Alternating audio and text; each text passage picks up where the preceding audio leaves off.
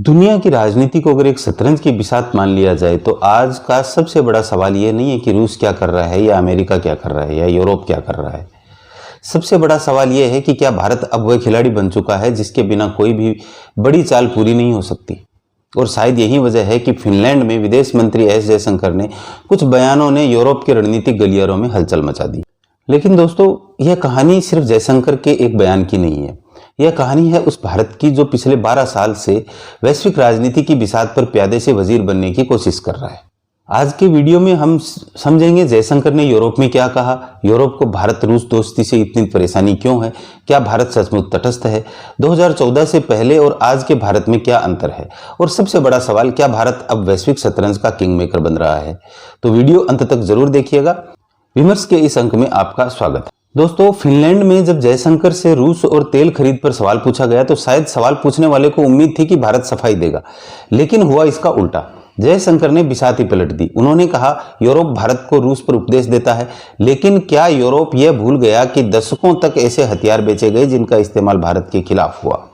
यह सिर्फ एक बयान नहीं था, यह एक कूटनीतिक काउंटर अटैक। शतरंज की भाषा में कहें तो यूरोप सोच रहा था कि वह भारत के राजा को चेक देगा, लेकिन भारत ने सीधा उनके वजीर पर हमला बोल दिया। अब सवाल उठता है, यूरोप को भारत और रूस की साझेदारी से इतनी परेशानी क्यों है। दोस्तों, इसके पीछे भावनाएं नहीं, रणनीति है। 2022 के बाद रूस यूरोप के लिए सिर्फ एक देश नहीं रहा, वह सुरक्षा चुनौती बन गया। यूरोप चाहता है कि पूरी दुनिया रूस को अलग थलग करे, लेकिन भारत ने ऐसा नहीं किया। भारत ने रूस से तेल खरीदा, रक्षा संबंध बनाए, कूटनीतिक संवाद जारी रखा। यहीं से यूरोप की बेचैनी शुरू होती है, क्योंकि भारत जैसा बड़ा खिलाड़ी अगर रूस से दूरी नहीं बनाता तो रूस को पूरी तरह घेरना मुश्किल हो जाता है। लेकिन क्या भारत रूस के साथ खड़ा है? नहीं, यह सबसे बड़ा भ्रम है। भारत रूस के साथ नहीं खड़ा, भारत अपने साथ खड़ा है।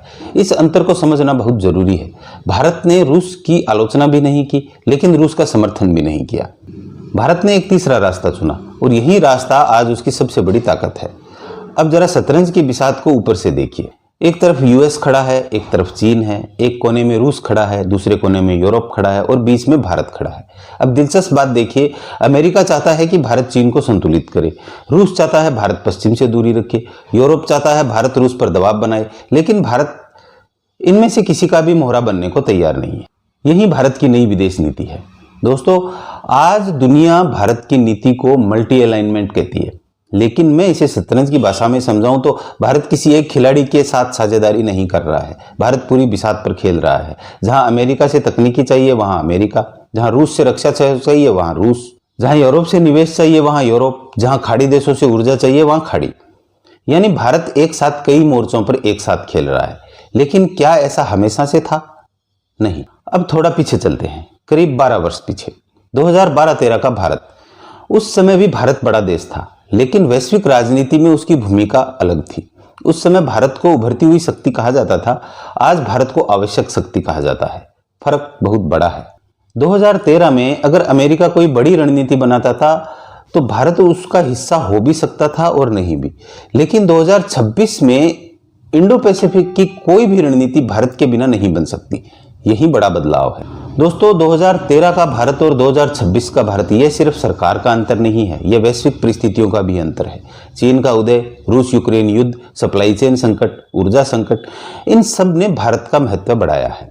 लेकिन क्या आज सब कुछ परफेक्ट है? बिल्कुल नहीं। भारत के सामने चुनौतियां भी हैं।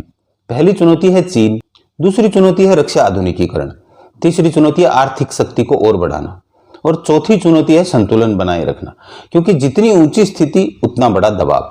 आज अमेरिका चाहता है भारत उसके ज्यादा करीब आए, रूस चाहता है भारत पुरानी दोस्ती निभाए, यूरोप चाहता है भारत उसकी लाइन पर चले, लेकिन भारत का जवाब है भारत की लाइन पर चलेगा। दोस्तों, यहीं पर आता है सबसे बड़ा सवाल, क्या भारत अब सुपर पावर बन गया है? मेरा जवाब है नहीं, भारत अभी सुपर पावर नहीं है, लेकिन भारत उस स्थिति में पहुंच चुका है जहां दुनिया के बड़े खिलाड़ी उसे नजरअंदाज नहीं कर सकते, और यह अपने आप में बहुत बड़ी उपलब्धि। शतरंज में दो तरह के खिलाड़ी होते हैं, पहला जो दूसरों की चालों पर प्रतिक्रिया देते हैं, और दूसरा जिनकी संभावित चालों को देखकर बाकी खिलाड़ी अपनी रणनीति बदल लेते हैं। 2013 का भारत पहली श्रेणी में था, 2026 का भारत धीरे धीरे दूसरी श्रेणी में प्रवेश कर रहा है। और शायद यही वजह है कि जयशंकर का यूरोप वाला बयान इतना महत्वपूर्ण है, क्योंकि ये सिर्फ रूस की बात नहीं कर रहे थे, यह दुनिया को एक संदेश दे रहे थे।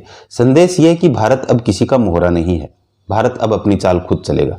लेकिन दोस्तों, हर शतरंज की बिसात पर एक खतरा भी होता है। अगर आप हर तरफ खेल रहे हैं तो एक गलत चाल आपको कई मोर्चों पर घेर सकती है। इसलिए आने वाले 10 साल भारत के लिए निर्णायक होंगे। क्या भारत इस संतुलन को बनाए रख पाएगा? क्या भारत आर्थिक शक्ति और सैन्य शक्ति को और बढ़ा पाएगा? क्या भारत चीन की चुनौती का सामना कर पाएगा? और सबसे महत्वपूर्ण, क्या भारत वैश्विक व्यवस्था के नियम बनाने वालों में शामिल हो पाएगा?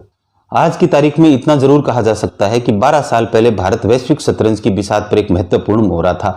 आज भारत उस खिलाड़ी में बदल रहा है जिसके बिना खेल का अधूरा लगता है।